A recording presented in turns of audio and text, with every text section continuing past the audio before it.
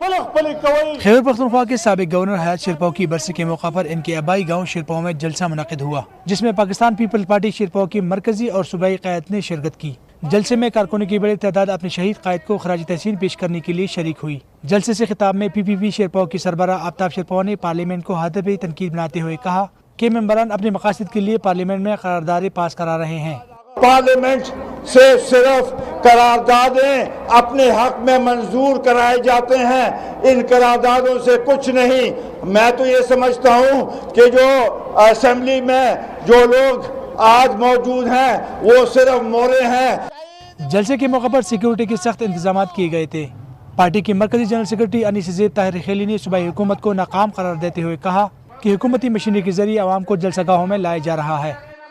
حکومتی مشینری کے ذریعے عوام کو بھیڑ بکریوں کی طرح جلسہ گاہوں میں 100 اور 500 روپے کے الاؤنس کے ساتھ لا کر دنیا کو یہ اطلاع دینے کی کوشش کر رہے ہیں کہ انہوں نے بہت بڑا سیاسی مارکا مارا۔ پی پی پی شیرپاؤ کے چیئرمین آفتاب شیرپاؤ نے پختونوں کو نیشنل پیپلز موومنٹ میں شامل ہونے پر زور دیتے ہوئے کہا کہ پختون قوم کی ترقی کے لیے منظم طور پر کردار ادا کرنے کی ضرورت ہے۔ کیمرامین عامر علی شاہ کے ساتھ مسرت اللہ، دنیا نیوز، پشاور۔